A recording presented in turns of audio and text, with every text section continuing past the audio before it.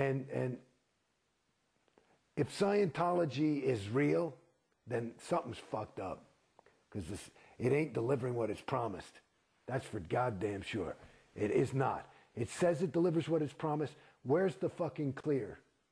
You're talking about OTs. Let me meet a motherfucking clear. I would like to meet a fucking clear. I'm clear. Right? I'm declared clear as a fucking bell. I went clear twice, as a matter of fact. Okay? So, I mean, you pull out a fucking copy of Dianetics, let's hear the definition of clear. And then they change it a little bit more, and they say no longer has his own reactive mind, his own, so they can sell the OT levels. But what I see now it ain't a joke for me when you start talking about this. This is the bad stuff. I think, from my own experience and from what I've seen, I think the further up you go up the bridge, the worse you get. That's what I see. Some people are happier, but who's happy? I submit to you that it's not them anymore. And I know people that are troubled to death. They've just finished OT8 and they have migraines. Migraines? A fucking clear doesn't have migraines. It's an OT8, for God's sakes. Migraines? Migraines is an engram that you can handle in... I mean, come on. How do they... And they're still fucking gung-ho and head OT ambassadors and all this shit and running around trying to do the job of the OT8s who are really the powerhouses. And so they believe that. And so they're happy because I'm fucking doing something to save the planet. And they're running around doing this stuff, but it's just like that theta trap. It's just one guy's stuck in a theta trap and he's unhappy, another guy's stuck in it and he's happy. Because he's convinced himself and he's just, I mean, it's awful. What's worse? I'd rather be depressed than that. Than oy, oy, oy. It's sad. I mean... So what would you say to people who are still in? Well, somebody's still in, listen, you got to make your own move. But it's like this.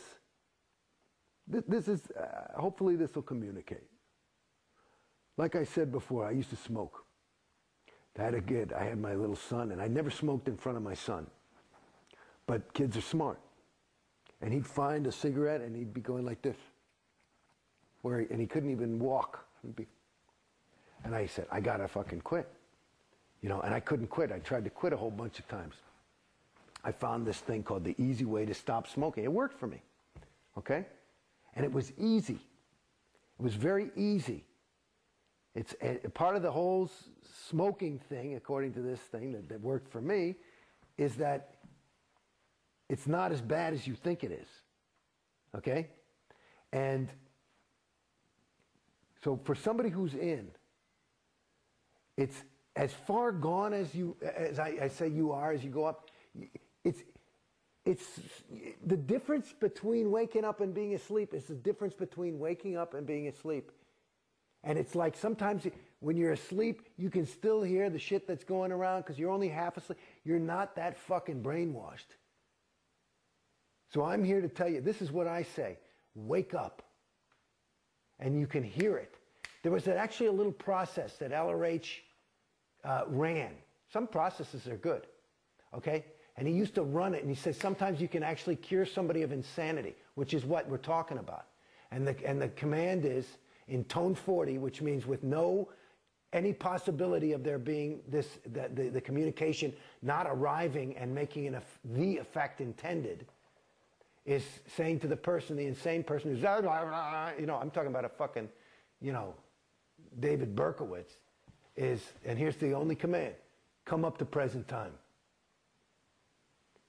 Come up to present time. Because you're not there. And guess what? You are there. So, come on. Hello? Right now. There you are. There you are. That's what I say to that person. There you are. That guy. That guy. That guy right there. Not what you're thinking. Fuck what you're thinking. Hello, right there. There it is. And it's a no-brainer. So it's not that hard. It's like, it really isn't. You know, me, I got out. I mean, it was a slow process, but I know that most of it. Here's what I'll tell you something. This is what I fucking know. I realize when you're doubting, you already know. You're just looking for a bunch, because you're stuck in a world of data. You're looking for data to make it so you can overweigh this data. And guess what? It's not about data. It's about you. I mean, which is exactly what Scientology says. This is because there's the irony. It's about you. It's not about any fucking data. There's nothing to figure out, because you already know. You already know. Beside the fact that all these fucking claims, here's just a thing, if you have just a little thing. All these claims, how about a little bit of fucking evidence?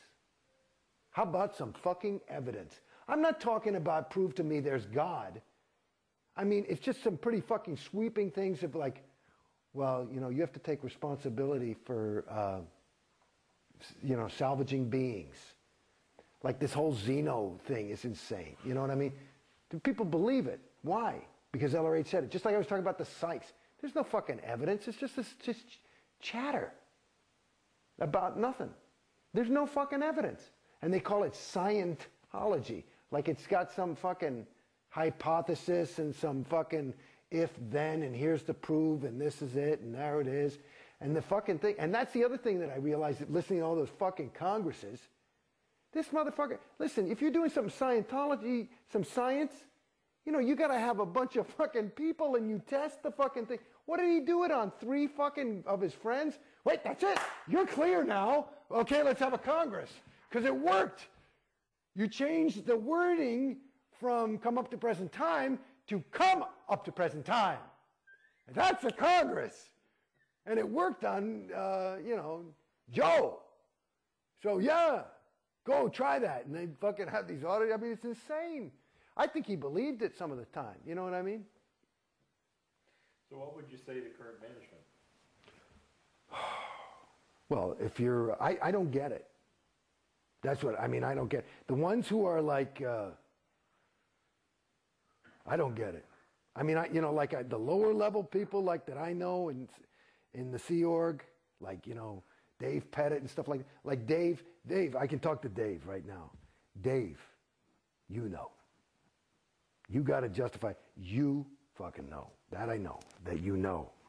And if either you're a liar and you're, you know, really evil and just want to get up on top and somehow win the thing, which I doubt, but it's possible. But the other side of it, you know. You know. And it's not just my fucking story, and you know that too. So you know. And so I would imagine, you know, these people that are, you get so justified, and that, you know, like when you get into a group, I would imagine that they have their own little group.